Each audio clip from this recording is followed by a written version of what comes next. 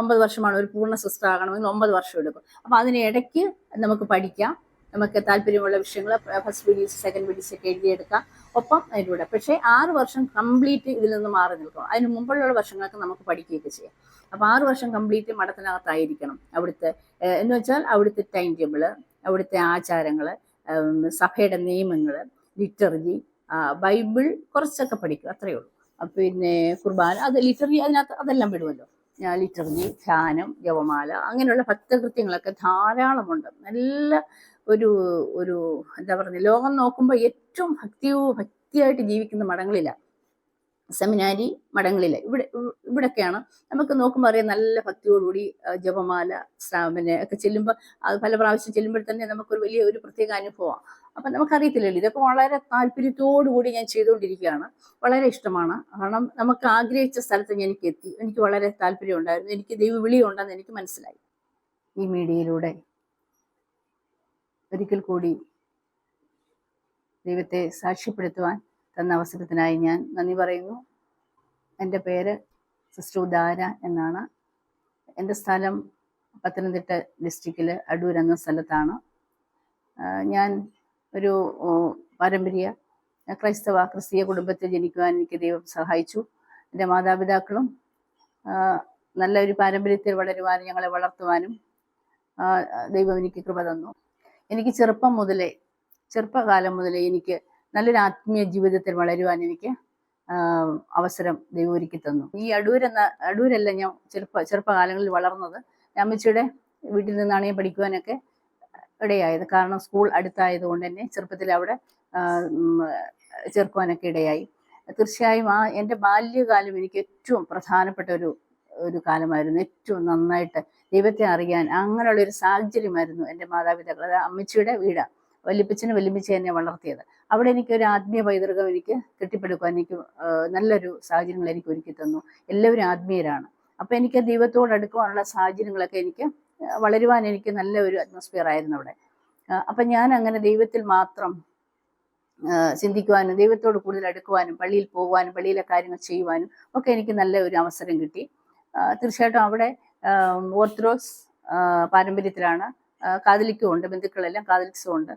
ഇവിടെ അപ്പച്ചൻ്റെ വീട്ടുകാരെല്ലാം മർത്തോമ സഭയിലായിരുന്നു. പക്ഷെ അവരെല്ലാവരും എനിക്ക് കൂടുതലും എന്നെ ആത്മീയമായി വളർത്തിയത് എൻ്റെ അമ്മച്ചിയുടെ വീട്ടുകാരാണ്. അപ്പച്ചനും അമ്മച്ചിയും, പ്രത്യേകിച്ച് അമ്മച്ചി ബൈബിളിലെ കഥകളെല്ലാം പറഞ്ഞു തന്ന് എന്നെ അതായത് യേശുവിനെ സ്നേഹിക്കുവാനും മോശ എങ്ങനെയാണ്, അബ്രഹാം എങ്ങനെയാണ്, അങ്ങനെ ഓരോ കുഞ്ഞു ജോസഫിൻ്റെ കഥ, സ്വപ്നങ്ങൾ, അപ്പം അങ്ങനെയൊക്കെ എന്നെ പറഞ്ഞ് ബൈബിളുമായിട്ട് നല്ല ഒരു അടുപ്പത്തിൽ ബൈബിൾ കഥകളൊക്കെ ബൈഹാർട്ടായിട്ട് എനിക്ക് പറയുവാനും പഠിക്കുവാനും എനിക്ക് അമ്മച്ചി എന്നെ പഠിപ്പിച്ചിരുന്നു. അപ്പം എനിക്ക് ദൈവത്തോടൊരു ഒരു അടുപ്പം എനിക്ക് കുഞ്ഞിലെ തൊട്ടേ ഉണ്ട്. എനിക്ക് ചെറുപ്പത്തിലെ കുഞ്ഞുങ്ങളുടെ കാര്യങ്ങൾ പറയുവാണെങ്കിൽ ചെറിയ പൂക്കളൊക്കെ കൊണ്ടുവന്ന് ഏറ്റവും പ്രധാനപ്പെട്ട നല്ല സാധനങ്ങളെല്ലാം ഞാൻ കൊണ്ടു കൊടുക്കുന്നത് യേശുവിൻ്റെ സ്ഥലത്തായിരുന്നു. യേശുവിൻ്റെ ഫോട്ടോയിലെടുത്ത്. അപ്പോൾ അന്ന് തൊട്ടേ എനിക്ക് ഒരു നല്ല ഒരു ദൈവത്തോടൊരു ഉള്ളിലൊരു സ്നേഹം കിടപ്പുണ്ട്. അപ്പം ഞാൻ അങ്ങനെ സ്നേഹിച്ച് ഞാനിങ്ങനെ കുട്ടിക്കാലമൊക്കെ ദൈവത്തിൽ പ്രാർത്ഥിക്കുവാനും പഠിക്കുവാനും ഒക്കെ എടുത്തു. അങ്ങനെ 10ാം ക്ലാസ്സായി. 10ാം ക്ലാസ്സിൽ ഇങ്ങനെ പഠിച്ചുകൊണ്ടിരുന്നപ്പോൾ, രാത്രിയിൽ ഇങ്ങനെ പഠിച്ചുകൊണ്ടിരുന്നപ്പോൾ എനിക്കൊരു സ്വരം ഞാൻ കേൾക്കുവാനിടയായി. അത് ഞാനിങ്ങനെ ഒന്ന് ഉറങ്ങിപ്പോയായിരുന്നു. ആ സമയത്ത് ഞാൻ കേൾക്കുന്നത്. അപ്പോൾ ഒന്ന് ഉറങ്ങിപ്പോയി പെട്ടെന്ന് എന്നെ ഉണർത്തിയിട്ട് നീ ഇന്നത് എഴുതാൻ പറഞ്ഞു. അപ്പം ഞാൻ അപ്പം അത് അന്ന് ഇപ്പം ശരിക്കും ഞാൻ ഒരു ഷോർട്ട് ഒരു 1/2 പേജുണ്ട്. പക്ഷെ ഇപ്പം എല്ലാം ഞാൻ ഓർക്കുന്നില്ല.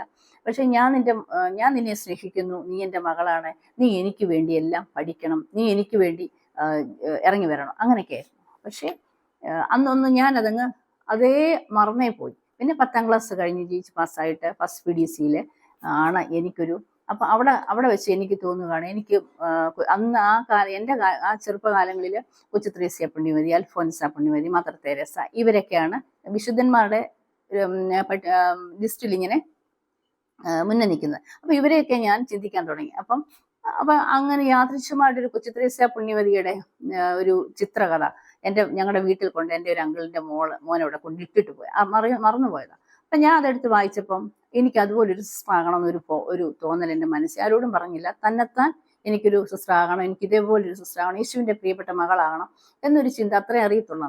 അപ്പം ഞാൻ അതിലേക്ക് ശ്രദ്ധ തിരിച്ചു, ആരോടും പറയാതെ പ്രാർത്ഥിച്ചുകൊണ്ടിരുന്നു. അപ്പം ഫസ്റ്റ് പി ഡി സി ആയപ്പോഴത്തേക്ക് എനിക്ക് പോകണമെന്നൊരു ചിന്ത ഇങ്ങനെ വന്നു. അപ്പം വീട്ടിലവിടെ അമ്മച്ചിയുടെ വീട്ടുകാരും ഇതിലേക്ക് വിടുന്നവരല്ല. മടത്തി പോകുന്ന കാര്യത്തിൽ ആർക്കും താല്പര്യമില്ല. പക്ഷേ യേശുവിനെ അറിയുന്നതിനും വേറെ എല്ലാ പ്രവർത്തനങ്ങൾക്കും മുന്നിലാണ്. അതിനൊക്കെ പോകാൻ പ്രയാസമില്ല.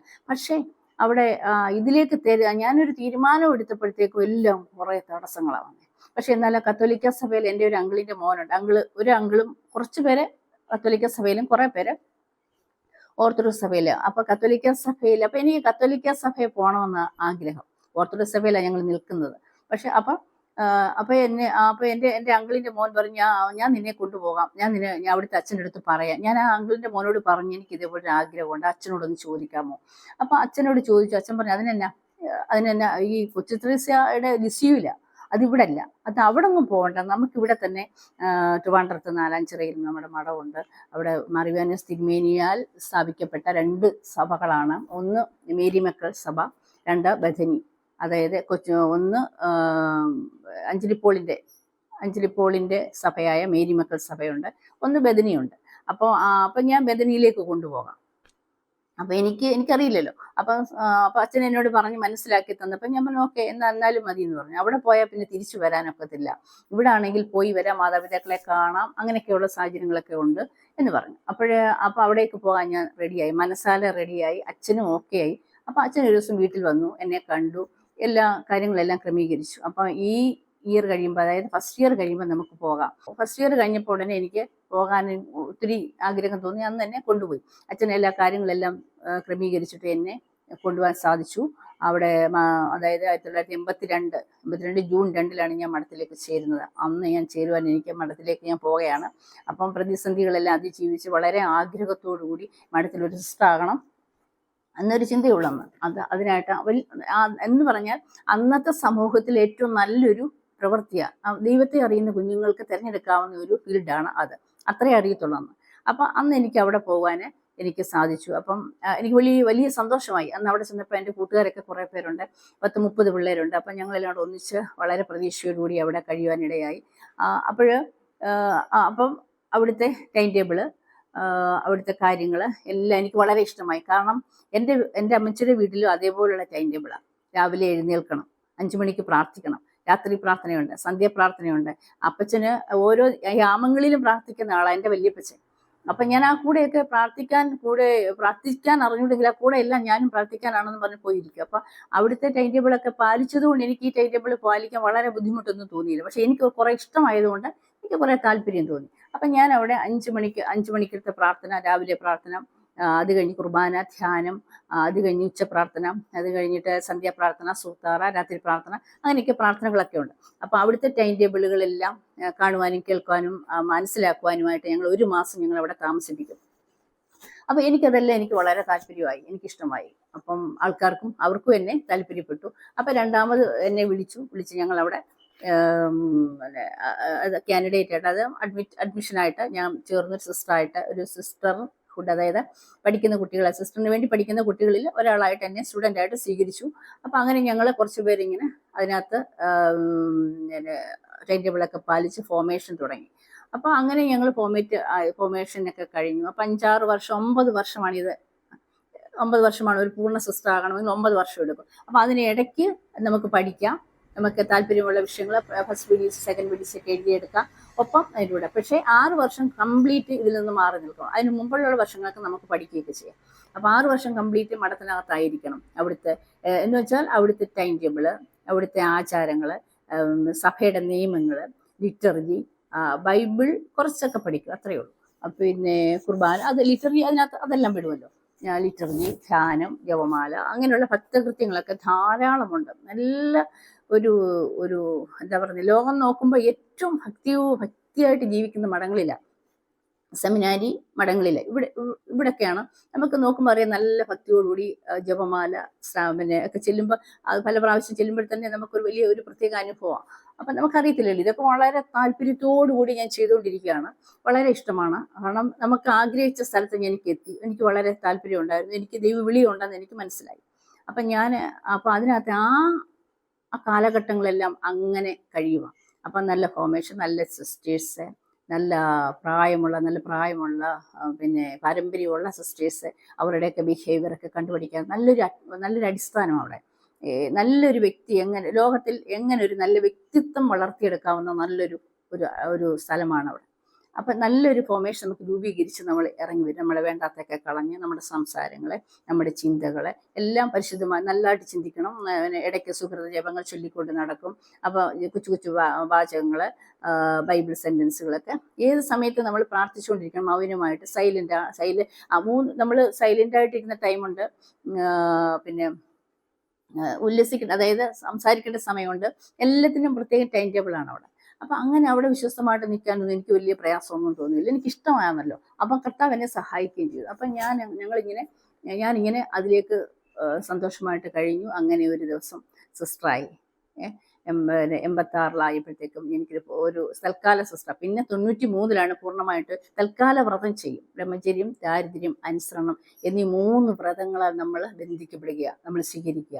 ആ വ്രതങ്ങളാണ് നമ്മളെ പിന്നെ ദൈവത്തോട് ചെയ്യുന്ന വാഗ്ദാനമാണ്. അത് നമ്മൾ വ്രതം ചെയ്ത് നമ്മൾ ഒരു സന്യാസിയായിട്ട് നമ്മൾ സ്വീകരിക്കുക, സന്യാസപ്പെട്ടം നമ്മൾ സ്വീകരിക്കുക.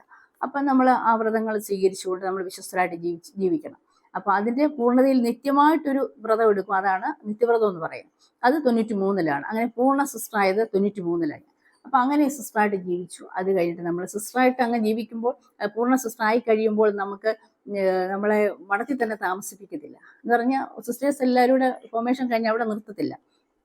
പല ഫീൽഡുണ്ടല്ലോ, ഹോസ്പിറ്റലുണ്ട്, സ്കൂളുണ്ട്, സോഷ്യൽ വർക്കുണ്ട്. അപ്പം പല ഫീൽഡിലേക്ക് നമ്മളെ അങ്ങ് വിടും. നമുക്കിപ്പം താല്പര്യം എന്താണെന്ന് വെച്ചാൽ അതിലേക്ക് നമ്മൾ വിടും. അപ്പം എന്നെ ഹോസ്പിറ്റൽ ജോലിയിലേക്കാണ് എന്നെ സ്വീകരിച്ചത്, പഠിപ്പിച്ചതല്ല. അപ്പോൾ ഹോസ്പിറ്റലിലേക്ക് എനിക്ക് പോകാൻ കാര്യങ്ങളെല്ലാം ക്രമീകരിച്ചു. അതിൻ്റെ പഠനമെല്ലാം കഴിഞ്ഞു. അപ്പോഴത്തേനും ഞാൻ ഹോസ്പിറ്റലിൽ കയറി. അവിടെ ചെന്നപ്പം അവിടെ എനിക്കൊരു പ്രയാസം തോന്നിയില്ല. ജോലി, പഠനം, പിന്നെ നമ്മുടെ സന്യാസ ജീവിതങ്ങൾ, ടൈം ടേബിളുകൾ, പ്രാർത്ഥനകൾ, പിന്നെ അതിൻ്റെ കൂടെ നമ്മൾ മിഷൻ രംഗങ്ങളിലേക്ക് പോകും. ഞായറാഴ്ച ആകുമ്പോഴത്തേക്ക് ഞായറാഴ്ച ഇടവകളിലേക്ക് പോകും. എത്ര തിരക്കുണ്ടെങ്കിലും എനിക്കൊരു സ്വഭാവം ഉണ്ടായിരുന്നു. ഞാൻ എന്ത് ചെയ്യും, രാത്രിയിലൊക്കെ നമുക്ക് സമയം കിട്ടുന്നു. ഡ്യൂട്ടി കഴിഞ്ഞിട്ട് ഒക്കെ കഴിഞ്ഞിട്ട് രാത്രി പ്രാർത്ഥനകളെല്ലാം കഴിഞ്ഞിട്ട് ഞാൻ എൻ്റെ ബൈബിളുമായിട്ട് ദൈവസന്നിധിയിൽ കുറേ സമയം പോയിരുന്ന് ആ ബന്ധം സ്ഥാപിക്കും. എനിക്ക് ചെറുപ്പത്തിലെ ഒരു ബന്ധമുണ്ടല്ലോ, നമുക്കൊരു ബന്ധമുണ്ട്. ആ ബന്ധം, യേശുവിനോട് സ്നേഹവും ബന്ധവും കൊണ്ടാണ് നമ്മൾ ഈ ജീവിതം തിരഞ്ഞെടുക്കാൻ സാധിക്കുക. അപ്പം ഞാൻ എല്ലാവരും ഉറങ്ങിക്കഴിയുമ്പോൾ രാത്രി കാലങ്ങളിൽ ഇരുന്ന് കുറേ സമയം ഇരുന്ന് പ്രാർത്ഥിക്കുമായിരുന്നു. അവിടെ എന്നോട് ദൈവം സംസാരിക്കാൻ തുടങ്ങി. സംസാരിക്കാൻ. അപ്പം ആ സംസാരം അവിടെ തന്നെ നിൽക്കുക. ഞാൻ ദൈവമായിട്ട് നല്ല ബന്ധത്തിലാണ്. അപ്പം ഈ എൻ്റെ ടൈം ടേബിളൊന്നുമല്ല, അതിനും അപ്പുറമായിട്ടാണ്. അപ്പം ഞാൻ അവിടെ അങ്ങനെ. അപ്പം ഞങ്ങളിങ്ങനെ സിസ്റ്റേഴ്സ് ആയി കഴിഞ്ഞിട്ട് 25 വർഷത്തിനകം ഒരു ധ്യാനമുണ്ട്, 40 ദിവസത്തേക്ക്. അത് മാറി വേറെ കോൺവെന്റിൽ ചെന്നിട്ട് അവിടെ ചെന്നിട്ട് ഞങ്ങൾ പോയി. കുറച്ച് പേര് കാണും, അതിൽ 10-75 പേരൊക്കെ കാണും. അപ്പം നല്ലൊരു നമ്പറുണ്ട്. അപ്പം ഞങ്ങൾ എല്ലാവരും കൂടി ഒന്നിച്ചിരുന്ന് ധ്യാനിക്കുകയും പഠിക്കുക. അത് ധ്യാനം മാത്രമല്ല, അവിടെ പഠനങ്ങളുണ്ട്. മറ്റ് പല വിഷയങ്ങൾ കൊണ്ടുവന്നിട്ട് പഠിച്ച്, അതെല്ലാം നമ്മുടെ ഒരു മനുഷ്യൻ്റെ എല്ലാ തലങ്ങളും ടച്ച് ചെയ്യുന്ന രീതിയിലുള്ള പഠനങ്ങളാണ് അവിടെ. അതെല്ലാം അവിടെ നമുക്ക് ഓരോ തലങ്ങൾ തൊട്ട് പഠനം കഴിയുമ്പോഴേക്കും നമുക്ക് ഓരോ കുമ്പസാരമുണ്ട്. അപ്പം അതിൽ വിശദീകരിക്കപ്പെടുക. അതായത് ഞാൻ പോയതിന് മുൻപ് ഞാൻ പറഞ്ഞു, കർത്താവേ, എനിക്ക് ഹോസ്പിറ്റൽ ലൈഫൊക്കെ ഒത്തിരി ബിസി ടൈമായിരുന്നു എനിക്ക് എൻ്റെ ജീവിതത്തിൽ. അപ്പം ഞാൻ പറഞ്ഞു, കർത്താവേ, എനിക്ക് സ്വസ്ഥമായിട്ട് ഇരുന്ന് പ്രാർത്ഥിക്കണം. ഞാൻ പോയ പോലെ തിരിച്ചു കൊണ്ടുവരരുത്. എനിക്കൊരു പുതിയ വ്യക്തിയായിട്ട്, നല്ല വിശുദ്ധീകരിക്കപ്പെട്ട ഒരു വ്യക്തിയായിട്ട് എനിക്ക് വിശുദ്ധിയിൽ വളരാൻ എങ്ങനെയാണെന്ന് വിശുദ്ധി പ്രാപിച്ച് എനിക്ക് വരണം. അങ്ങനൊരു ഉള്ളിലൊരു ഉറപ്പുണ്ടായിരുന്നു. അപ്പം ഞാൻ അങ്ങനെ പ്രാർത്ഥിച്ചു. ഓരോ തലങ്ങളും ഇങ്ങനെ പ്രാർത്ഥിച്ചുകൊണ്ടിരിക്കുക. അപ്പം ഓരോ പ്രാവശ്യം ഓരോ ദൈവദാസൻ, ഓരോ നല്ല പ്രാഗൽഭ്യ ഒരു അച്ഛന്മാർ വരും. ആ അച്ഛൻ വന്നിട്ട് പഠിപ്പിക്കും. ആ തലങ്ങളിലുള്ള കുമ്പസാരിക്കാൻ എല്ലാവരും കുമ്പസാരിക്കും. അപ്പം ഞാൻ എഴുതിയൊക്കെ ആ തലങ്ങളിലുള്ള ഏതെങ്കിലും ഉണ്ടെങ്കിൽ നമുക്ക് റിസർച്ച് ചെയ്ത് നമ്മൾ അന്ന് അതല്ലേ അറിയത്തുള്ളൂ. അപ്പം അങ്ങനെ പറഞ്ഞ് എല്ലാം അങ്ങനെ ചെയ്തുകൊണ്ടിരിക്കുക. അപ്പം അതിനിടയിൽ ഒരു 4-ാമത്തെ ആഴ്ചയായപ്പം എനിക്ക് പിന്നെ ഒരു ദേവദാസം ഒരു അച്ഛൻ വന്ന് പഠിപ്പിച്ചത് കഴിഞ്ഞിട്ട് കുമ്പസാരിക്കാൻ ഇങ്ങനെ പോവാം. അപ്പം ഞാൻ പള്ളിയുടെ ഏറ്റവും ലാസ്റ്റ് ചെന്നിരുന്നുണ്ട്. ഞാൻ പ്രാർത്ഥിച്ചുകൊണ്ടിരിക്കുക. അപ്പം ഞാൻ പറഞ്ഞു, എത്ര കുമ്പസാരം കഴിഞ്ഞു, ഞങ്ങൾക്കൊന്നും ഒന്ന് പൂർണ്ണതയിൽ എത്താൻ പറ്റുന്നില്ലല്ലോ. എനിക്ക് തന്നെ അറിഞ്ഞൂടാ, ഞാൻ തന്നെ ഇങ്ങനെ ചിന്തിക്കുക, ദൈവം എന്നെ ഒരുക്കുമോ. അപ്പം ഞാൻ ഇങ്ങനെ പ്രാർത്ഥിച്ചു, ദൈവമേ എനിക്ക് ഇതൊരു അവസാനമില്ലേ, ഈ കുമ്പസാരത്തിൻ്റെ അവസാനമില്ലേ, ഇതിനെ ഇങ്ങനെ പറഞ്ഞ് ഒരു ഒരു ഒരു അവസാനം കിട്ടുന്നില്ലല്ലോ. അപ്പം അതിനെക്കുറിച്ച് എനിക്കൊരു ആത്മഭാരം, അങ്ങ് വിഷമം വന്നു. എത്ര കുമ്പസാരിച്ചിട്ടും ഒരു പൂർണ്ണത കിട്ടുന്നില്ലല്ലോ. പിന്നെയും അച്ഛൻ്റെ അടുത്ത് പോയി പറയാം, അച്ഛൻ്റെ അടുത്ത് പോയി പറയാം, പിന്നെ അടുത്തത് വരുമ്പോൾ പിന്നെയും വരുമോ. ഇത് ഇങ്ങനെ ഒരു പ്രോസസ്സ് പോലെ, ഒരു വെറുതെ ഇങ്ങനെ ഒരു നിയമം വെച്ചിരിക്കുന്നു, സിസ്റ്റേഴ്സ് എല്ലാം അങ്ങനെ ചെയ്യുന്നു. അപ്പം എനിക്കങ്ങ് അതിനെക്കുറിച്ചൊരു ഭാരം തോന്നിയിട്ട് ഞാൻ അവിടെ അല്പസമയം ഇരുന്ന് പ്രാർത്ഥിച്ചു. ഞാൻ എഴുതിയ പേപ്പറും എല്ലാം മടക്കി വെച്ചിട്ട് ബൈബിള് തുറന്നു. അപ്പം ഞാൻ കണ്ണടച്ച് എന്ത് ചെയ്യണം കർത്താവേ എന്ന് ചോദിച്ചു. അപ്പം എനിക്ക് മനസ്സിലായി, നമ്മൾ യാന്ത്രികമായിട്ട് ഇങ്ങനെ പോകുമ്പോൾ അങ്ങ് പോകും, അവർ ചെയ്യുന്ന പോലെ ചെയ്യും. പക്ഷെ നമ്മളൊന്ന് നിന്നിട്ട് നമ്മളോട് തന്നെ ചോദിക്കണം, കർത്താവേ, ദൈവത്തോട് ചോദിക്കണം, യേശുവേ ഞാൻ എന്ത് ചെയ്യണം, എങ്ങനെയാണ് ചെയ്യേണ്ടത്, ഇത് ചെയ്യണോ. ഇത് ദൈവത്തോട് ചോദിക്കുമ്പം ദൈവം കൃത്യമായിട്ട് ദൈവം ഉത്തരം തരും. അത് പിന്നെ എനിക്കെല്ലാം വചനങ്ങളിലൂടെയാണ് തന്നുകൊണ്ടിരുന്നത്. അപ്പം എന്നോട് കർത്താവ് പറയാം, നീ 32-ാം സങ്കീർത്തനം എടുത്ത് വായിക്കുക. 32-ാം സങ്കീർത്തനം ഞാൻ എടുത്തു. അപ്പം അതിന് മുമ്പൊക്കെ ഞാൻ വായിച്ചിട്ടുണ്ട്, പക്ഷെ ഇത് 32-ാം സങ്കീർത്തനം എടുത്ത് വായിക്കുക. അത് 32-ാം സങ്കീർത്തനത്തിലെ 5-ാം വാക്യം ഞാൻ വായിക്കുകയാണ്. ഞാൻ എൻ്റെ പാപം നിന്നോട് അറിയിച്ചു, എൻ്റെ അകൃത്യം മറച്ചതുമില്ല. എൻ്റെ ലംഘനങ്ങളെ യഹോവയോട് ഏറ്റുപറയും എന്ന് ഞാൻ പറഞ്ഞു. അപ്പോൾ നീ എൻ്റെ പാപത്തിൻ്റെ കുറ്റം ക്ഷമിച്ചു തന്നു. ഈ ഒരു സെന്റൻസ് പിന്നെ ഞാൻ വായിച്ചു. അപ്പോൾ ഇവിടെ എനിക്കൊരു വലിയ ഞാനിപ്പോൾ ഇങ്ങനെ പറയുന്നെങ്കിലും അന്നേരത്തെ അനുഭവം, അന്നേരത്തെ ആവശ്യബോധം ഒക്കെ കൊണ്ട് എനിക്ക് വളരെ ഇമ്പോർട്ടൻ്റ് ആയ ടൈമാണ്. അപ്പം ഞാൻ ഇതിങ്ങനെ വായിക്കുകയും ഒരു ഹൃദയത്തിലേക്ക് ഒരു വ്യത്യസ്തമായ ഒരു അനുഭവം അങ്ങ് വരിക. അപ്പം ഞാൻ പറഞ്ഞു, കർത്താവേ, ഇതിങ്ങനെ എങ്കിൽ പിന്നെ എൻ്റെ കർത്താവിനോട് പറഞ്ഞാൽ പോരെ, ഇതല്ല ഞാൻ എന്തിനായി കിടന്ന് പാടുപെട്ട് ഞാൻ എന്നെ ശുദ്ധീകരിക്കാൻ നോക്കിയാൽ ക്ലിയർ ആവത്തില്ല. ഞാൻ എന്തുമാത്രം എഴുതിയാലും പിന്നെയും കുറവുകൾ കേൾക്കുക. ഇപ്പം ഞാൻ ഇങ്ങനെ നോക്കുമ്പോൾ എനിക്ക് ഇഷ്ടമല്ലാത്തത് വരും, ഞാൻ ചിന്തിക്കുമ്പോൾ ഇഷ്ടമല്ലാത്ത ചിന്തിക്കും, ഞാൻ ചെയ്യേണ്ടത് പൂർണ്ണമായി ചെയ്യുന്നില്ല. അപ്പം ഇങ്ങനെ ഓരോ കാര്യങ്ങളെ പല രീതിയിലാണല്ലോ പാപം എന്ന് പറഞ്ഞാൽ നോക്കുന്നത്, പ്രവൃത്തി, ചിന്ത, ഉപേക്ഷ, അപ്രോച്ച്, നമ്മുടെ എല്ലാ പല തരത്തിൽ വരുമല്ലോ. അപ്പം ഇതൊന്നും നമ്മൾ ക്ലിയർ ആക്കിയാലും നമ്മൾ പറഞ്ഞാലും ഇതിനൊരു പൂർണ്ണത വരുന്നില്ല, ഇതിന് വിശുദ്ധി പൂർണ്ണതയെ പ്രാപിക്കാൻ പറ്റില്ല. നന്നായി എന്നെ ദൈവം വെളിപ്പെടുത്തി തരികയായിരിക്കും. അപ്പോൾ ഞാൻ പറഞ്ഞു, എങ്കിൽ പിന്നെ ഞാൻ എന്തിനാ ഈ പറയുന്നത്. അപ്പം അവിടാണ് എൻ്റെ സ്റ്റാർട്ടിങ്. ഇതെല്ലാം വെറും ഇതൊക്കെ സഭയുടെ നിയമങ്ങളും സഭയുടെ ഓരോ നടപടികളുമാണ്. അതിൽ ചേരുന്നവർ ഇതൊക്കെ പാലിച്ചേ പറ്റത്തുള്ളൂ. അപ്പം എന്നാലും ഞാൻ അതിനകത്ത് നിൽക്കുന്നതുകൊണ്ട് ഞാൻ അത് ചെയ്തേ പറ്റത്തുള്ളൂ. എന്നാലും ഞാൻ അവിടെ ചെന്ന് പറഞ്ഞെങ്കിലും ഞാൻ പോയി കുമ്പസാരിച്ചു എന്ന് പറഞ്ഞാൽ എനിക്കപ്പോൾ ഒരു ഫ്രീ ആയി. ഞാൻ ചെന്ന് അന്നേരം ദൈവം തോന്നിച്ചത് എന്നെ എഴുതിയതൊന്നും ഞാൻ ഓർത്തില്ല. അന്നേരം തോന്നിച്ചത് പോയി അച്ഛനോട് പറഞ്ഞു, അത്യാവശ്യം തിരിച്ചു വന്നു കഴിഞ്ഞ് അന്നേരം തൊട്ടേ എനിക്ക് വ്യത്യസ്തമായ ഒരു അനുഭവമായി. പിന്നെ എനിക്ക് ബൈബിൾ മതി, ബൈബിളുമായിട്ട് അങ്ങനെ വായിക്കാൻ തുടങ്ങും. അപ്പം ബൈബിൾ വായിച്ചിട്ട് എല്ലാം നമുക്ക് മനസ്സിലാകത്തില്ലല്ലോ. അപ്പം എന്നാലും ദൈവം പറഞ്ഞു തരുന്ന കാര്യങ്ങൾ ഞാൻ വായിക്കാൻ തുടങ്ങി. പക്ഷെ അവിടെ തൊട്ട് എനിക്ക് സ്റ്റാർട്ടിങ് തുടങ്ങി. പിന്നെ ആ മൊമെന്റ് തൊട്ട് പിന്നെ ഞാൻ വ്യത്യസ്തമായ രീതിയിലാണ് ദൈവം എന്നെ നയിക്കുന്നത്. ഞാനല്ല, ദൈവം എന്നെ നയിക്കുന്നത്. അപ്പം എനിക്ക് മനസ്സിലാകുന്നുണ്ട് കർത്താവിനെ എന്തോ ഒന്ന് ചേഞ്ച് ചെയ്യുന്നുണ്ടെന്ന്. അപ്പം ഞാൻ പറഞ്ഞില്ലേ, ഞാൻ പോയതുപോലെ തിരിച്ചു വരാൻ പാടില്ല, അതായിരിക്കും എന്നെ നടക്കുന്നത് എന്ന് ഞാൻ വിശ്വസിച്ചു. അപ്പോൾ അതൊക്കെ കഴിഞ്ഞിട്ട് ഇതിൻ്റെ ടൈമെല്ലാം 40 ദിവസം കഴിഞ്ഞ് ഞങ്ങൾ തിരിച്ചു എൻ്റെ കോൺവെൻറ്റിലേക്ക് വന്നു. അപ്പോൾ എന്നെ വേറൊരു സ്ഥലത്തേക്ക് മാറ്റുമായിരുന്നു. കുമാരപുരം, അതായത് കന്യാകുമാരി കുമാരപുരം എന്ന സ്ഥലത്തേക്കാണ് വാങ്ങിച്ചത്. അവിടെ ചെന്ന ഉടനെ അവിടെ ട്രാൻസ്ഫറായി എന്നെ പുതിയ സ്ഥലത്തേക്ക് മാറ്റി, ഹോസ്പിറ്റലിൽ നിന്ന് ചേഞ്ച് ചെയ്യാമെന്ന് ചോദിച്ചിട്ട് അങ്ങോട്ട് പോയതാണ്. അപ്പോൾ അവിടെ ചെന്നപ്പോഴത്തേക്കും എനിക്ക് തന്നെ ആ സ്ഥലത്ത് നിൽക്കാൻ വയ്യ. എന്ന് പറഞ്ഞാൽ ഇപ്പം എനിക്കറിയാം അന്ധകാര ശക്തികളും ദേശത്തിൻ്റെ പോരുകളും എന്നെ ഇട്ട് അലട്ടുമായിരുന്നു. അപ്പോൾ ഇതൊക്കെ ഇങ്ങനെ ഞാൻ ഇതിൻ്റെയൊക്കെ ദർശനം കാണുമോ. അപ്പോൾ അവിടെ ഒരു വലിയ മഠമാണ്. മഠത്തിൻ്റെ യഥാർത്ഥ വാതിലിലൂടെ ആ ശക്തികൾ കയറി വരുന്നു. അപ്പോൾ ഇത് അനലൈസ് ചെയ്ത് പറയാനൊന്നും വേർതിരിച്ച് പറയാനൊന്നും അതിനെന്തുകൊണ്ടാണെന്നൊന്നും എനിക്കറിയില്ല. പക്ഷെ ഞാൻ എന്നാലും എനിക്ക് പ്രാർത്ഥിക്കാൻ അറിയാമായിരുന്നു. ഞാൻ മുറിയിൽ കയറി പ്രാർത്ഥിച്ചുകൊണ്ടിരുന്നു. അപ്പം പ്രാർത്ഥിക്കുമ്പോൾ അന്ന് പ്രാർത്ഥിക്കാനിരുന്നപ്പോഴാണ് ഈ 10ാം ക്ലാസ്സിൽ പറഞ്ഞ ആ സെന്റൻസ് എൻ്റെ മനസ്സിൽ കൊണ്ടുവരിക. ഞാൻ നിന്നെ വിളിച്ചിരിക്കുന്നു, നീ എൻ്റേതാണ്, എൻ്റെ വേലക്കായിട്ട് നീ ഇറങ്ങണം. ആ ഒരു അർത്ഥത്തിൽ എന്നോട് സംസാരിക്കുക. പക്ഷെ എന്നിട്ടത് നേരാണോ? കള്ളമാണോ? നമുക്കൊരു കൃത്യമായിട്ട് അങ്ങ് അറിയില്ലല്ലോ. ആ ഒരു അമ്പലാപ്പ്, ഒരു വിഷമം. അപ്പം ഞാൻ പറഞ്ഞു, കർത്താവേ എന്നോട് വ്യക്തമായി പറയണം, വ്യക്തമായി പഠിപ്പിക്കണം. എനിക്കെന്തെന്നറിയില്ല. എനിക്കൊരു ഒരു ഒരു വലിയൊരു ആഗ്നി അനുഭവിക്കുന്ന പോലെ. അതായത് ഞാൻ അങ്ങോട്ടും ഇങ്ങോട്ടും ഒക്കെ നടക്കാൻ തുടങ്ങി. എനിക്ക് പ്രാർത്ഥിക്കാൻ പറ്റുന്നില്ല. എനിക്ക് ചർച്ചിൽ കയറാൻ പറ്റുന്നില്ല. അപ്പം അങ്ങനെയൊക്കെ ഒരു വ്യത്യസ്തമായ ഒരു അനുഭവം. അപ്പം ഞാനിത് ഒരാഴ്ച ഇങ്ങനെ കൊണ്ട് നടന്നു. അപ്പോഴത്തേക്കും എൻ്റെ ചേച്ചിയോട് ഞാൻ വിളിച്ചു പറഞ്ഞു. എൻ്റെ ചേച്ചി ഞാൻ ഈ മടത്തിപ്പോയ സമയം കൊണ്ട് എൻ്റെ വീട്ടുകാരെല്ലാം ബന്ധുക്കോസിലേക്കായി. ബന്ധുക്കോസ് അനുഭവങ്ങൾ എല്ലാം വിശ്വാസ ജീവിതത്തിലേക്ക് വന്നു. അപ്പോൾ അവരെല്ലാം പ്രാർത്ഥിച്ചുകൊണ്ടിരിക്കുക. എനിക്ക് വേണ്ടി എല്ലാവരും പ്രാർത്ഥിച്ചുകൊണ്ടിരിക്കുക. അപ്പം നമ്മൾ വിചാരിക്കും നമ്മുടെ ഇഷ്ടം കൊണ്ടാണ് ഇതൊക്കെ നടക്കുന്നത്, ഇറങ്ങി വന്നത് എന്നൊക്കെ നമ്മൾ ചിന്തിക്കും. പക്ഷെ അങ്ങനെയല്ല. ഇറങ്ങി വന്നവരൊക്കെ ഓർക്കണം, അനേകരും ഞങ്ങളുടെ സഭ, ഞങ്ങളുടെ അന്നത്തെ അനിയത്തി, ചേച്ചി, അവർക്കൊക്കെ ദർശനം ഉള്ളവരാണ്. അവരുടെ ജീവിതം കണ്ടുകൊണ്ട് തന്നെയാണ് എനിക്കൊരു അനുഭവം ഉണ്ടാകുന്നത്. ആദ്യം എൻ്റെ ചെറുപ്പത്തിലാകുമ്പോൾ അവരെ കണ്ടുകെട്ടൊന്നും വന്നതല്ല, അനുഭവത്തിൽ നിന്നും അതിലേക്ക് വിളിച്ച് വേർതിരിച്ച് അവർക്കൊക്കെ നല്ല അനുഭവം ഉണ്ട് പറയാം. എന്നെക്കാട്ടി സാക്ഷ്യമുണ്ട് അവരുടെ ജീവിതത്തിലൊക്കെ പറയാം.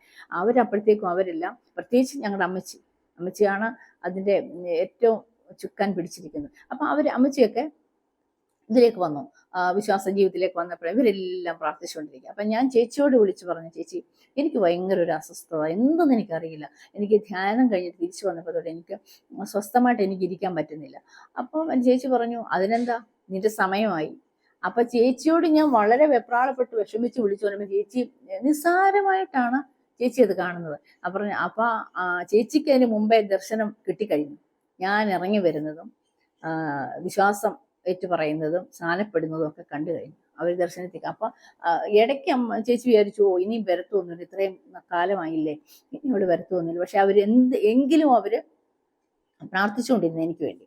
അപ്പൊ ആ പ്രാർത്ഥന വളരെ ശക്തമായിട്ട് ഒരു മധ്യസ്ഥം എനിക്ക് വേണ്ടി അവർ അണച്ചുകൊണ്ടിരുന്നു. അപ്പൊ അത് ഞാൻ പറഞ്ഞപ്പോൾ ചേച്ചി പറയാ, നിനക്ക് സമയമായി, ഇനി പെട്ടെന്ന് ഒരുങ്ങിക്കോ. അപ്പൊ എനിക്ക് ഞാൻ എന്തൊരുങ്ങാനാ, ഞാൻ ഒരുങ്ങിയിരിക്കുക, ഞാൻ ഇനി അങ്ങോട്ട് പോകാൻ ഒരുങ്ങാനാ. അപ്പോൾ എനിക്ക് കത്തോലിക്ക സഭ എന്ന് പറഞ്ഞ എൻ്റെ ജീവനാടി എന്ന് പറഞ്ഞാൽ കത്തോലിക്ക സഭ വിട്ടൊരു സംഭവം ഇല്ല. ബന്ധുക്കോസ് അനുഭവം ഉള്ളവരെ എൻ്റെ കോൺവെന്റിലോ നിങ്ങൾ കുട്ടികളോടോ പിന്നെ ഇടവകളിൽ പോകുമ്പോൾ അമ്മമാരെയും കുട്ടികളെയും എല്ലാം വളരെയധികം കർശനമായിട്ട് ഞാൻ ഇവരെ മാറ്റി നിർത്തിയേക്കണം എന്ന് പറഞ്ഞ് ഉപദേശം കൊടുത്തിട്ട് വരുന്ന ആളാണ്. അപ്പോൾ ഇവര് പോയതിലും എനിക്ക് വിഷമമുണ്ട്. അപ്പൊ ഞാൻ ഇങ്ങനെ വിഷമിച്ചുകൊണ്ടിരിക്കുകയാണ്. അപ്പൊ എന്നോട് ചേച്ചി പറഞ്ഞു, നീ സത്യം എന്തെന്ന് അറിഞ്ഞാല് നീ ഇറങ്ങുമോ ചോദിച്ചു. അപ്പൊ ഞാൻ പറഞ്ഞു, സത്യം ഇന്നതേ ഉള്ളൂ, സത്യം ഇതാണ്. അപ്പം ആ സത്യസഭയിലേക്കാണ് ഞാൻ വന്നത്. വിശ്വാസ പ്രമാണത്തിൽ പറയുന്നുണ്ട് സത്യസഭ കത്തോലിക്ക സഭയാകുന്നു എന്ന് ഞങ്ങൾ പ്രഖ്യാപിക്കുന്നുണ്ട്. അപ്പോൾ ആ സത്യസഭ കത്തോലിക്ക സഭ മാത്രമേ ഉള്ളൂ എന്ന് പറഞ്ഞു. അല്ല എങ്കിൽ നീ ഇറങ്ങുമോ എന്ന് ചോദിച്ചു. അപ്പം ഞാൻ അല്പം ചിന്തിച്ചു, അല്ലാത്തതുണ്ടോ? അപ്പോൾ അല്ലാത്തതുണ്ട്. അപ്പം ഞാൻ അല്ലാത്തതുണ്ടെങ്കിൽ ഞാൻ വെറുതെ പറഞ്ഞതാണ്, അല്ലാത്തതില്ലല്ലോ എന്നൊരു ഉറപ്പ് എനിക്കിവിടെ ഉണ്ട്. പക്ഷേ ഞാൻ പറഞ്ഞു, അല്ലാത്ത സത്യമുണ്ടെങ്കിലും സത്യത്തിലേക്ക് പോകാൻ എനിക്കിഷ്ടമാണ്, ആ സത്യം ഉണ്ടെങ്കിൽ ഞാൻ ഇറങ്ങാം എന്ന് പറഞ്ഞു. ഞാൻ അങ്ങോട്ട് അത് പറയുകയും എൻ്റെ അന്തരീക്ഷം മാറി. വാഗുണ്ട് നമ്മൾ റോമൻസിൽ പറയുന്നത് പോലെ, നീ വാഗുണ്ട് രക്ഷകനായി ഉച്ചരിച്ചു കഴിയും, ഹൃദയത്തിൽ സ്വീകരിക്കുകയും വാഗുണ്ട് നീ അതിനും കൊണ്ട് നീ സംസാരിക്കുകയും ചെയ്യുന്നതിൻ്റെ അതൊക്കെ പിന്നീടാണ് എനിക്കത് മനസ്സിലായേ. വാഗുണ്ട് ഉച്ചരിക്കുന്നതിന് പ്രഖ്യാപിക്കുന്നതിന് വലിയൊരു പ്രാധാന്യമുണ്ടെന്ന്.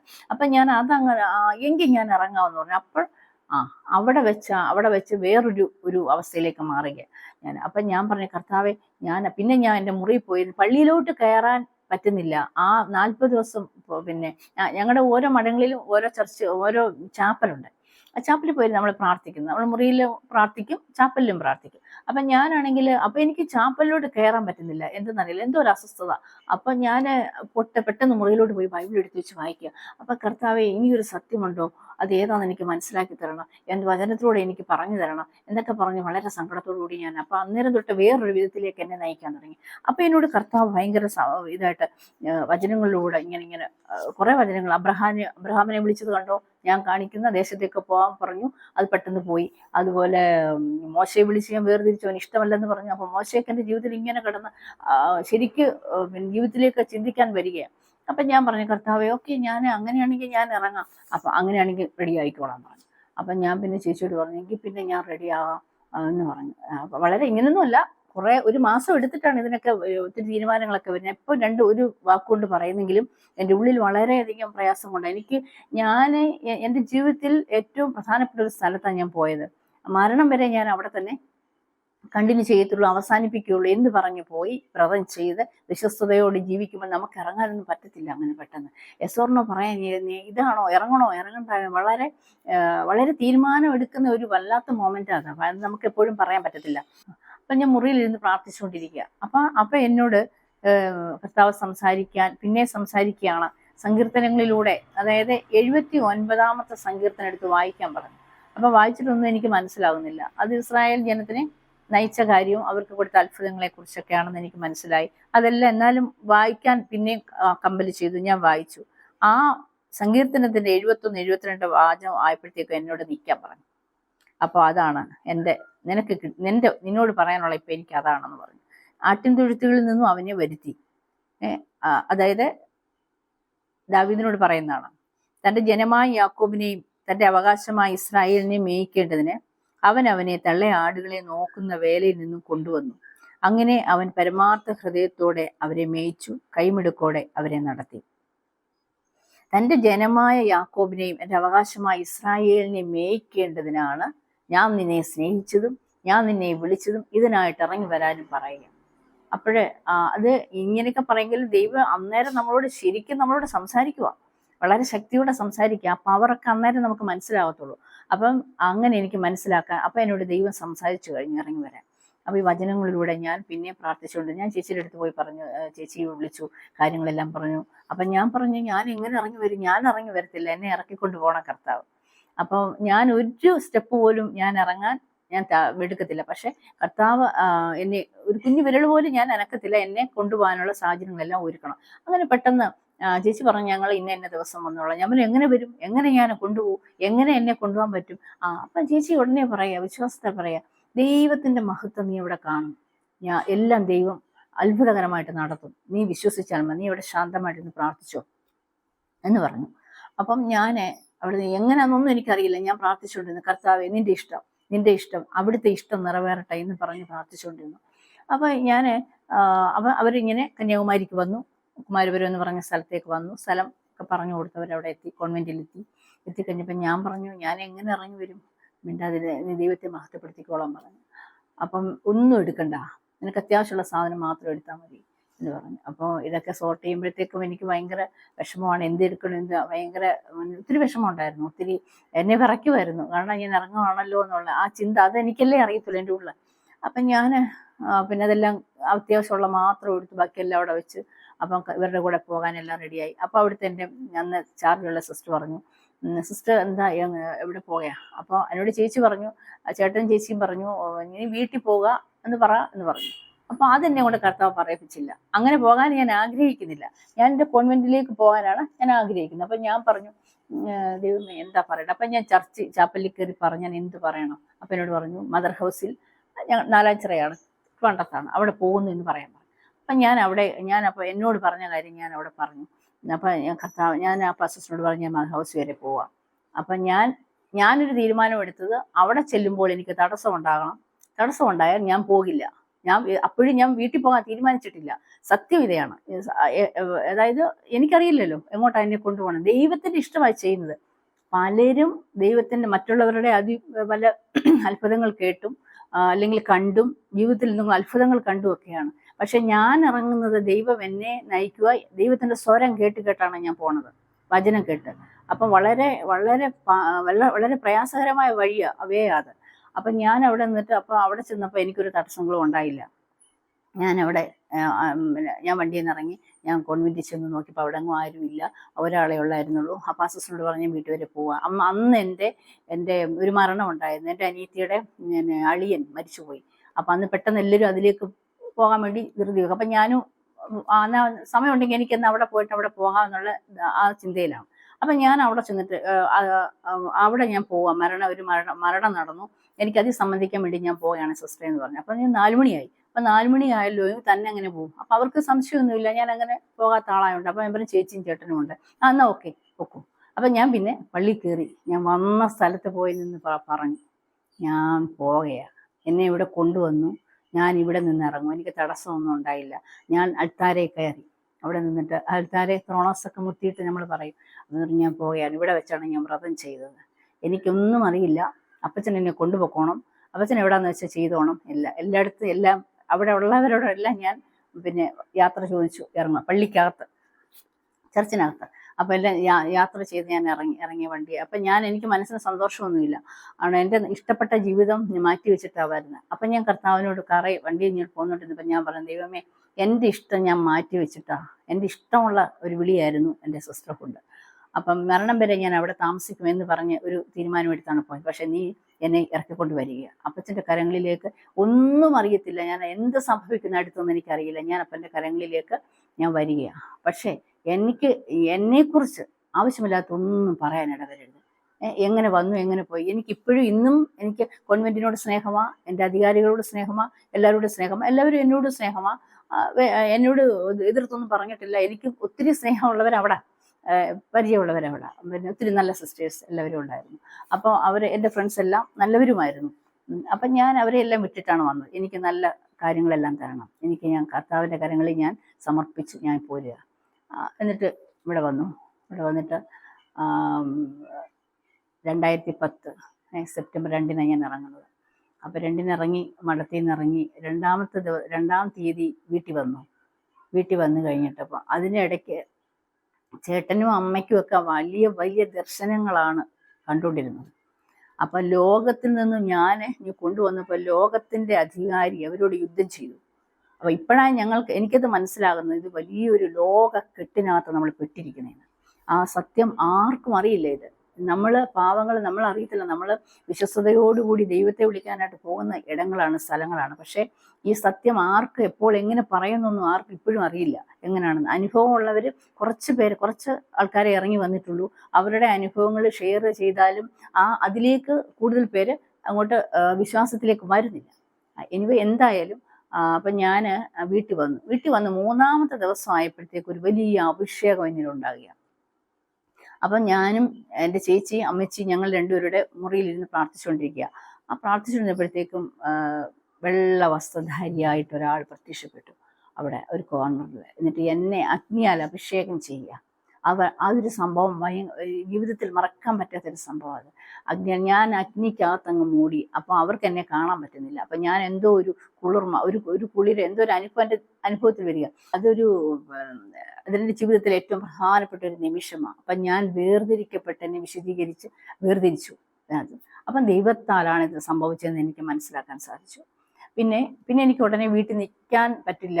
അതുകൊണ്ട് ചേച്ചിയും ചേട്ടനൊക്കെ വയനാട്ടിലാണ് ചർച്ച് മിനിസ്ട്രി ചെയ്തുകൊണ്ടിരിക്കുന്നത്. അപ്പം ഞാൻ അവരെന്നെ അവിടേക്ക് കൊണ്ടുപോയി. അവിടെ ചെന്നിട്ട് ഈ പ്രാർത്ഥനയും ധ്യാനവും ഒക്കെ ആയിട്ട് കാര്യങ്ങളെല്ലാം മനസ്സിലാക്കി, ഒരുപാട് കാര്യങ്ങൾ ഇതിനകത്തൊക്കെ പറഞ്ഞു തരികയും മനസ്സിലാക്കുകയൊക്കെ ചെയ്തു. അവിടെ വെച്ചാണ് റെസിഗ്നേഷൻ ലെറ്റർ ഞാൻ എഴുതുന്നത്. അപ്പോൾ അതുവരെ ഞാൻ വീട്ടിലോട്ട് പോയെന്നേ അറിയുള്ളൂ മഠത്തിൽ. അപ്പത്തേനും അപ്പം ലെറ്റർ ചെല്ലും, അവിടെ വെച്ചാണ് ലെറ്റർ എഴുതി അങ്ങ് കോൺവെന്റിലേക്ക് വിടുന്നത്. അപ്പോഴാണ് അവരറിയുന്നത് ഞാൻ പോയി എന്നുള്ളത്. അപ്പോഴത്തേനും ഉടനെ എനിക്ക് ഫോൺ വിളിച്ചു. അപ്പം ബത്തേരിയിലെ സിസ്റ്റേഴ്സ് അവിടെ വന്നു, എന്നെ കൊണ്ടുപോകാൻ തിരിച്ചു പോരെ, എന്താണ് ആവശ്യം, എന്ത് വേണമെങ്കിലും ഞങ്ങൾ ചെയ്തു തരാം. അപ്പം കാര്യങ്ങളെല്ലാം ചെയ്തു തരാം എന്ന് പറഞ്ഞുകൊണ്ട് ഒത്തിരി ഓഫറുകൾ എന്ന് പറഞ്ഞാൽ അന്നേരം എന്ത് വേണമെങ്കിലും ഞങ്ങൾ ചെയ്തു തരാം, തിരിച്ചു പോരെ എന്ന് പറഞ്ഞു. പക്ഷേ എന്നെ ചേച്ചി കാണിച്ചില്ല, ചേട്ടൻ കാണിച്ചില്ല. കണ്ടെങ്കിൽ ഞാൻ അന്നേരം അവരുടെ കൂടെ ഇറങ്ങിപ്പോരും, അത്രേ അറിയത്തുള്ളൂ. അപ്പം കർത്താവിൻ്റെ വിളിയിൽ ഞാൻ ഭയപ്പെട്ടിങ്ങനെ നിൽക്കുന്നതേ ഉള്ളൂ. അതായത് ഞാൻ സ്വീകരിച്ചതേ ഉള്ളൂ. അതിൻ്റെ ആഴമോ അർത്ഥമോ ഒന്നും അറിയത്തില്ല. കണ്ടതും കേട്ടതും എല്ലാം ഇവരിലൂടെ. അപ്പം ഞാൻ അവരെ കണ്ട അപ്പോഴേ ഞാൻ ഇറങ്ങിപ്പോകും. പക്ഷെ കർത്താവ് എന്നെ ഇറക്കിയില്ല. അത് കഴിഞ്ഞിട്ട് പിന്നെ അവിടെ നിന്ന് ഞാൻ സ്നാനപ്പെടാനും രക്ഷിക്കപ്പെടാനും വചനം പഠിക്കുവാനും ഒക്കെ അങ്ങ് തുടങ്ങി. ആ മാസത്തിൽ തന്നെ, അതായത് 10-ാം തീയതി ഞാൻ രക്ഷിക്കപ്പെടുകയാണ്. 26-ാം തീയതി ഞാൻ സ്നാനപ്പെടുകയാണ്. ജലത്തിലും വചനത്താലും ഞാൻ സ്നാനപ്പെട്ട് സാക്ഷ്യപ്പെടുത്തി. അവിടെ നിന്ന് എനിക്ക് ആ വചനം കുറേ പഠിക്കുവാനും ഒക്കെ സാധിച്ചു. അവിടുത്തെ ജീവിതവും ഇവിടുത്തെ ജീവിതവുമായിട്ട് കുറേ വ്യത്യാസമായിട്ട് കുറേ പഠനങ്ങൾ വ്യത്യാസം ഒരുപാട് വചനങ്ങളിലൂടെ എനിക്ക് മനസ്സിലാക്കാൻ സാധിച്ചു. സ്നാനപ്പെട്ട് കഴിഞ്ഞ ഉടനെ ഈ മഠത്തിലെ വിളികളും അതും എല്ലാം സ്റ്റോപ്പായി. പിന്നെ എന്നെ വിളിക്കുന്നതേ ഇല്ല. പറയാനുള്ളവർ, ഇടയ്ക്ക് സ്നേഹമുള്ളവരെല്ലാം രഹസ്യമായിട്ടൊക്കെ വിളിക്കുന്നതേ ഉള്ളൂ. അപ്പോൾ അവരുമായിട്ട് ബന്ധം വേർപെടുത്താനൊരു വലിയ ഭിത്തി കിട്ടിയതുപോലെ ആയിപ്പോയി. അപ്പം അതെനിക്കൊരു വലിയൊരു അനുഗ്രഹമായി. സ്നാനപ്പെട്ട് കഴിഞ്ഞതിന് ശേഷമാണ് ഞാൻ ബൈബിൾ വായിക്കുമ്പം എനിക്ക് കുറേ ആഴങ്ങളിലേക്ക്, അതായത് ബൈബിൾ വായിക്കുന്ന ഒരു ഭയങ്കര ഓപ്പണിങ്. ഞാൻ പണ്ട് വായിക്കുന്ന പോലെ അല്ല ഞാൻ വായിക്കുന്നത്. പഴയ ബൈബിളൊക്കെ അതായത് മുൻകാലങ്ങളിൽ വായിച്ചുകൊണ്ടിരിക്കും, വായിക്കും, പഠിക്കും, മനസ്സിലാകും, ബുദ്ധിയിൽ അത് മനസ്സിലാക്കി വെക്കും. പക്ഷേ അതിനുശേഷം ബൈബിൾ വായിക്കുമ്പോൾ എനിക്ക് വേറൊരു ഒരു ഉൾക്കണ്ണ് തുറന്നു കിട്ടിയതുപോലൊരു അനുഭവം എനിക്കുണ്ടായി. പിന്നെ പരിശുദ്ധാത്മാഭിഷേകം പ്രാപിക്കുമ്പോൾ അങ്ങനെ പരിശുദ്ധാത്മാവിലുള്ള ഒരു ജീവിതം അങ്ങോട്ട് മുന്നോട്ട് പോയപ്പോഴാണ് എനിക്കെൻ്റെ ജീവിതത്തെക്കുറിച്ച് മനസ്സിലാക്കാൻ സാധിച്ചത്, ബൈബിളിനെ കുറിച്ച്. എന്നാൽ എല്ലാവരും ചോദിക്കുക, എന്നാൽ പിന്നെ നേരത്തെ ബൈബിൾ വായിച്ചില്ലേ? ബൈബിൾ വായിച്ചു, നല്ലൊരു സ്ഥലത്തല്ലേ നിന്നത്? ഇതൊക്കെ ഒരുപാട് ക്വസ്റ്റ്യൻ എനിക്ക് വന്നതാണ്. പക്ഷേ അവിടെ നിന്നിട്ടും അതിനകത്തുനിന്നും ഒരു പുതിയ വിളിയുണ്ട്. ഒരു വേറൊരു വിളി, അതിൽ നിന്ന് നമുക്കൊരു വിളി സ്വീകരിക്കാം, വേറൊരു വിളിയിലേക്ക് നമ്മളെ ദൈവം കൊണ്ടുപോകുമെന്ന് എനിക്ക് മനസ്സിലായി. പിന്നെ ഒരു കാര്യമുണ്ട്, ഏത് വ്യക്തികളും, അതായത് മുസ്ലിം ആയാലും ഹൈന്ദവ സഹോദരന്മാരായാലും ക്രിസ്ത്യാനിയായാലും, യഥാർത്ഥ ദൈവം ആരെന്ന് ചോദിക്കുവാണെങ്കിൽ കൃത്യമായിട്ട് ദൈവം പ്രത്യക്ഷപ്പെടും, അല്ലെങ്കിൽ ആൻസർ ഇതുവരെയും ചെയ്തു കൊടുത്തിട്ടുണ്ട്. അതുപോലെ ഒത്തിരി പേര് നമുക്ക് കാണാൻ സാധിച്ചിട്ടുണ്ട്. അപ്പൊ അങ്ങനെ ഞാനൊരു ചോദ്യം ചോദിച്ചിട്ടുണ്ട്, യഥാർത്ഥ സത്യം അങ്ങനെ ചോദിക്കുന്നവർക്കെല്ലാം ദൈവം വെളിപ്പെടുത്തി കൊടുക്കും, ഇനിയും കൊടുക്കും. അപ്പൊ എനിക്കത് മനസ്സിലായി. ഞാനിങ്ങനെ ഇറങ്ങി വന്നു കഴിഞ്ഞതിന് ശേഷമുള്ള ജീവിതം ഇപ്പോഴെനിക്ക് ഇത്രയും വർഷമായല്ലോ, അപ്പൊ ഇപ്പൊ ഈ വ്യത്യാസങ്ങൾ എനിക്ക് മനസ്സിലാക്കുകയാണ്. വളരെ ഈ ബൈബിൾ എന്താണെന്ന് എനിക്ക് പൂർണ്ണമായിട്ട്, ഈ ബൈബിളിന്റെ ആ ആ വാല്യൂസ് എന്താണെന്നുള്ളത് എന്ന് പറഞ്ഞാൽ, യുഗത്തിന്റെ ആരംഭവും അതിന്റെ അവസാനം വരെ എനിക്ക് മനസ്സിലാക്കാൻ സാധിക്കും. ഈ ബൈബിളിനകത്തുണ്ട് ഈ ബൈബിളിന്റെ പ്രാധാന്യം, ബൈബിൾ പഠിക്കുവാനും, അതായത് എന്ത് നമ്മൾ ചെയ്യണമെന്നുള്ളത്, എങ്ങനെയാണ് നമ്മൾ പ്രാർത്ഥിക്കേണ്ടത്, ആത്മീയ ജീവിതം എന്താണ്, അങ്ങനെ ഈ വചനങ്ങളിലൂടെ ഈ ബൈബിളിലുണ്ടല്ലോ അതെല്ലാം, അതിന്റെ ആഴങ്ങളെല്ലാം മനസ്സിലാക്കാൻ തുടങ്ങിയത് ഈ സ്നാനപ്പെട്ട് ഇറങ്ങി വന്നതിന് ശേഷമാണ് എനിക്കിതൊക്കെ മനസ്സിലാക്കാൻ സാധിച്ചത്. ഞാൻ ഓർക്കുക, ഈ അടഞ്ഞ ഒരു അധ്യായമാണ് കിടക്കുന്നത്. ഇത് ഓപ്പൺ ആകണമെങ്കിൽ ഈ വിശ്വാസ ജീവിതത്തിലേക്ക് ഇറങ്ങി വന്നാൽ മാത്രമേ സാധിക്കത്തുള്ളൂ. അതെൻ്റെ അനിയത്തിയൊക്കെ പറയുമായിരുന്നു, ചേച്ചി അവിടെ നിന്നാൽ പറ്റത്തില്ല, ഇത് മൂടുപടം എന്ന് പറഞ്ഞാൽ അത് അടച്ചു വെച്ചേക്ക്, ഇനി ഇറങ്ങി വന്ന് ഇത് ഇത്രയും കാര്യം ചെയ്തതിന് ശേഷമേ ദൈവം ഓപ്പൺ ചെയ്ത് തരത്തുള്ളൂ. അത് സത്യമാണത്. അത് എനിക്കിപ്പം ഞാൻ മുൻകാലങ്ങളിൽ പ്രാർത്ഥിച്ചപ്പോൾ ദൈവം കേട്ടില്ലയോ ചോദിച്ചാൽ കേട്ടു. നിത്യത എന്നൊരു വാക്ക് ഞാൻ കേട്ടിട്ടേ ഇല്ല കോൺവെന്റ് വെച്ച്. നിത്യതയെക്കുറിച്ചല്ല, നമ്മൾ വിശുദ്ധ ജീവിതം നയിച്ച് സ്വർഗത്തിൽ പോകാൻ, അങ്ങനെ വിശുദ്ധ ജീവിതം നയിച്ച് സ്വർഗത്തിൽ പോകണം, അത്രേ അറിയത്തുള്ളൂ. ഈ കർത്താവ് വരുമെന്നും നമ്മൾ എടുക്കപ്പെടുമെന്നും അതൊക്കെ ബൈബിളിൽ ഉണ്ടെങ്കിലും, പക്ഷെ ഇതൊന്നും ആരോടും സംസാര വിഷയമാകുന്നില്ല. ബൈബിള് അതിൻ്റെ ആധികാരികതയോടുകൂടി ആരെങ്കിലുമൊക്കെ പഠിച്ചിട്ടുണ്ടാവും, പക്ഷെ നമ്മളത് കംപ്ലീറ്റ് ചെയ്ത് പഠിക്കാൻ സാധിക്കുന്നില്ല. ബൈബിളിൽ തന്നെ പറഞ്ഞിട്ടുണ്ട് ഏക മധ്യസ്ഥൻ ആരാണെന്നുള്ളത്, അല്ലേ? അപ്പം ഈ മധ്യസ്ഥ പ്രാർത്ഥനകൾ, നൊവേന പ്രാർത്ഥനകൾ, മരിച്ചവരോടുള്ള പ്രാർത്ഥനകൾ, അതൊക്കെ വാല്യൂസ് ഇല്ല, അർത്ഥമില്ലാത്ത കാര്യങ്ങളാണെന്ന് മനസ്സിലാക്കാൻ സാധിച്ചു. പിന്നെ മാതാവെന്ന് പറഞ്ഞാൽ എൻ്റെ ഭയങ്കര വലിയ വീക്ക്നെസ് ആയിരുന്നു. കാരണം മാതാവാണല്ലോ ഞങ്ങൾക്ക് ഏറ്റവും ഇഷ്ടം. അപ്പം മാതാവൊക്കെ വിശുദ്ധന്മാരും മാതാവും ഒക്കെ ഒരു പ്രത്യേക സ്ഥലത്ത് വിശുദ്ധിയോടുകൂടെ ആയിരിക്കുന്നു. ഇപ്പൊ അവരെന്തുമാത്രം വിശുദ്ധരാണെന്ന് ഇപ്പോഴാണ് എനിക്ക് എൻ്റെ പൂർണ്ണത മനസ്സിലായത്. അവരെവിടെ ആയിരിക്കുന്നുവെന്നും വിശുദ്ധരെവിടെ ആയിരിക്കുമെന്നും എല്ലാം എനിക്ക് കൃത്യമായിട്ടുള്ള ഈ അനുഭവത്തിൽ വന്നതിന് ശേഷമാണ് എനിക്ക് മനസ്സിലായത്. പണ്ട് മാതാവ് ഞങ്ങളുടെ കൂടെ ഉണ്ട്, മാതാവ് ഞങ്ങൾ പറയുന്നത് അങ്ങനെയൊന്നും ഉണ്ടെന്നുള്ള അർത്ഥം വിശ്വാസമായിരുന്നല്ലോ.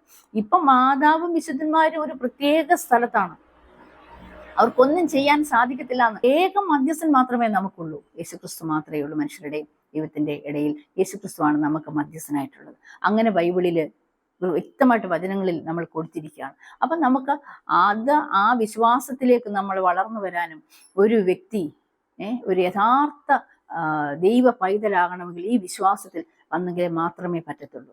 അതായത് ആദിമസഭ പഠിപ്പിക്കുന്നില്ലല്ലോ, ശിഷ്യന്മാർ നമ്മൾ പഠിപ്പിച്ചിട്ടില്ല ഇതൊന്നും. അതായത് ആദിമസഭയിൽ കർത്താവ് പഠിപ്പിച്ചതുപോലെ തന്നെ പരിശുദ്ധാത്മാഭിഷേകം പ്രാപിച്ച് നിങ്ങൾ സഭയിൽ അനേകരെ രക്ഷയിലേക്ക് കൊണ്ടുവരാനും അവരെ ഈ വചനം പഠിപ്പിക്കുവാനും പറഞ്ഞിട്ടുള്ളൂ. ആ പത്രോസ് ശ്ലീഹായൊക്കെ ശിഷ്യന്മാരെ അത്രമാത്രം സ്നേഹിച്ച് ഒരു സ്ഥലത്താക്കിയിട്ട് അതായത് സ്വർഗാരോഹണം ചെയ്തപ്പോൾ എന്താ പറഞ്ഞത്? ഞാൻ പോയതുപോലെ വരും, ഞാൻ പോകുന്നത് നല്ലതാണ്, കാരണം ഞാൻ നിങ്ങളെ അനാഥരായി വിടുകയില്ല. അന്ന് പത്രോസിനും പൗലോസിനും ആ ശിഷ്യന്മാർക്ക് ആർക്കും തന്നെ ധൈര്യവുമില്ല. അവർ വളരെയധികം സങ്കടത്തോടിരുന്നു. ഞങ്ങളുടെ കൂടെ നടന്ന ഞങ്ങളുടെ നേതാവ്, ഞങ്ങളുടെ സ്നേഹിതൻ ഞങ്ങളെ വിട്ട് സ്വർഗത്തിലേക്ക് പോയപ്പം പിന്നെ അവർക്ക് മരിച്ചതിന് തുല്യമായിരുന്നു. പക്ഷെ അവർക്ക് പരിശുദ്ധാത്മാവിനെ കൊടുത്തു. ആ ശിഷ്യന്മാർക്ക്, യേശുവിന്റെ കൂടെ നടന്ന ശിഷ്യന്മാർക്ക് ഈ പരിശുദ്ധാത്മാവിനെ കൊടുത്തിട്ടാണ് അവർക്ക് ശക്തി അവർക്ക് വന്നത്. അതിനുശേഷമാണ് അവർ ഒരു വാക്ക് പറയാൻ, അതിനുശേഷം എഴുന്നേറ്റ് സംസാരിക്കുമ്പോൾ തന്നെ എത്ര പേരാണ് മാനസാന്തരപ്പെടുന്നത്, ഹൃദയത്തിൽ കുത്തുകൊണ്ടിട്ട്. അത് മാനസാന്തരത്തിന്റെ സുവിശേഷം ആദ്യം സംസാരിക്കുന്നത്. അപ്പം യേശു പോയ ശിഷ്യന്മാരുടെ കൂടെ നടന്നെങ്കിലും പോയിട്ട് പരിശുദ്ധാത്മാവിനെ നമുക്ക് അയച്ചു. നമുക്ക് പരിശുദ്ധാത്മാവിനെ ആവശ്യമാണ്. ആ സഹായകൻ ഇല്ലാതെ നമുക്കൊന്നും ചെയ്യാൻ പറ്റത്തില്ല. ആ സഹായകൻ ഇന്ന് യേശുവിന്റെ ആത്മാവ്, യേശുവിന്റെ ആത്മാവ് തന്നെയാണത്. അത് നമ്മുടെ കൂടെയുണ്ട് നമ്മളെ സഹായിക്കാൻ. ഈ സത്യം എല്ലാവരും അറിഞ്ഞിരുന്നേ പറ്റത്തുള്ളൂ. എന്നാൽ ആ പരിശുദ്ധാത്മാവിനെ സ്വീകരിച്ച ആ കൂട്ടത്തിൽ മാതാവ് ഉണ്ടായിരുന്നു. മാതാവും ഈ പരിശുദ്ധാത്മാവിനെ സ്വീകരിച്ചു. യേശുവിനെ ഭൂമിയിൽ വന്നപ്പോൾ സ്വീകരിച്ചത് മാതാവിന് അതിന്റെ പ്രാധാന്യം വേറെയുണ്ട്. സാധാരണ സ്ത്രീകളിൽ നിന്നും നമുക്കൊരു മാതൃകയാണ്. എല്ലാം വിശുദ്ധിയിലും ജീവിതത്തിലും എല്ലാത്തിനും നമുക്ക് മാതൃകയായിട്ട്, സ്ത്രീകൾക്ക് മാതൃകയായിട്ട് നിൽക്കുന്നത് മാതാവ് തന്നെയാണ്. മാതാവിനെ സ്നേഹിക്കുന്നു, മാതാവിനെ ബഹുമാനിക്കുന്നു. അതുപോലെ വിശുദ്ധന്മാരെ, ശിഷ്യന്മാരെ എല്ലാവരെയും അവർ ചെയ്ത ഓരോ പ്രവൃത്തികളും അതാണ് നമ്മളിപ്പോൾ കണ്ടിന്യൂ ചെയ്യേണ്ടത്. അന്ന് ശിഷ്യന്മാരെങ്കിൽ പിന്നെ ഇപ്പൊ ഇതുപോലൊക്കെ നമുക്ക് ആരാധിക്കാമായിരുന്നല്ലോ. അന്ന് ആദിമസഭ പഠിപ്പിച്ചിട്ടില്ല, ശിഷ്യന്മാർ ചെയ്തിട്ടില്ല. സ്നാപകയോഗ്യൻ വരെയുള്ളായിരുന്നു പൗരോഹിത്യം അന്ന് വരെ. എന്നാൽ പിന്നെ സക്രിയ പുരോഹിതനായിരുന്നു. എന്നാൽ അടുത്തത് കണ്ടിന്യൂ ചെയ്യാമായിരുന്നല്ലോ, പൗരോഹിത്യം ചെയ്തില്ല. എന്താണ്, നമ്മളെ എല്ലാവരും രാജകീയ പുരോഹിത വർഗമായിട്ട് കർത്താവ് നമ്മളെ അഭിഷേകം ചെയ്തിരിക്കുക. അപ്പൊ നമ്മളെ അഭിഷേകം ചെയ്ത് പ്രത്യേക അഭിഷേകത്തിൽ കൊണ്ടുവരണമെങ്കിൽ പരിശുദ്ധാത്മാവിന് മാത്രമേ പറ്റത്തുള്ളൂ. ഇന്ന് നമ്മൾ നിൽക്കുന്നതും ചെയ്യുന്നതും മുന്നോട്ട് പോകുന്നതും എല്ലാം ഈ പരിശുദ്ധാത്മാവിന്റെ ശക്തിയാണ്. ആ പരിശുദ്ധാത്മാവാണ് നമ്മളെ സഹായിക്കുന്നത്. ഈ സത്യം എല്ലാവരും അറിഞ്ഞിരുന്നേ പറ്റത്തുള്ളൂ. ഇത് നമ്മളെല്ലാം വിളിച്ചു പറയുന്നുണ്ട്. ആരൊക്കെ കേൾക്കുന്നു എന്ന് എനിക്കറിയില്ല. ദേവദാസന്മാരും അതുപോലെ പാസ്റ്റർമാരും, അതായത് അവിടെ നിന്ന് ഇറങ്ങി വന്നവരുണ്ടല്ലോ. പിന്നെ അഞ്ജലി പോൾ വന്നിരുന്നു, പക്ഷെ അഞ്ജലി പോൾ മരിച്ചുപോയി. സിസ്റ്റർ ഒരുപാട് കാര്യങ്ങൾ പറഞ്ഞിരുന്നു. ആരൊക്കെ സ്വീകരിച്ചു എന്ന് എനിക്ക് അറിയില്ല. സ്വീകരിച്ചിട്ടുള്ളവർക്ക് അത് അനുഗ്രഹമാണ്. പിന്നെ ക്രിസ്പിനച്ഛനെ, അതുപോലെ കാനമച്ചൻ പറഞ്ഞിട്ടുണ്ട്. സകലതും കാനമച്ചൻ പറഞ്ഞിട്ട് കഴിഞ്ഞു. അദ്ദേഹം നിത്യതയിൽ പോയി. പക്ഷെ കാനമച്ചന് നന്നായിട്ട് പറഞ്ഞ് ലോകത്തോട് സകലതും പറഞ്ഞിട്ടുണ്ട് കാനമച്ചൻ. വളരെ വളരെ വളരെ വലിയ കാര്യങ്ങളാണ് വിശ്വാസ ജീവിതത്തിലേക്ക് ഇറങ്ങി വന്നാൽ നമുക്ക് അനുഭവമായിട്ട് നമുക്ക് ഉള്ളത്. ദൈവത്തെ സ്നേഹിക്കുന്നവർക്ക്, നിർണയപ്രകാരം വിളിക്കപ്പെട്ടവർക്ക് സകലതും നന്മയ്ക്കായി പരിണമിപ്പിക്കുന്നുണ്ട്, കർത്താവ് ചെയ്യുന്നുണ്ട്. അതാണ് സംഭവിച്ചുകൊണ്ടിരിക്കുന്നത്. അപ്പോൾ ഇത് ഏറ്റവും പ്രധാനപ്പെട്ട കാര്യമാണ്. അത് സഭ മുഴുവനായിട്ടും എൻ്റെ ആഗ്രഹം, എല്ലാ സഭകളും ഇത് സ്വീകരിക്കാനും ഈ രക്ഷയിലേക്ക് വരുവാനും സ്നാനം സ്വീകരിച്ച് ആ കർത്താവിൻ്റെ വരവിനായി ഒരുക്കപ്പെടാൻ എല്ലാവരെയും ഞാൻ ആഹ്വാനം ചെയ്യുക.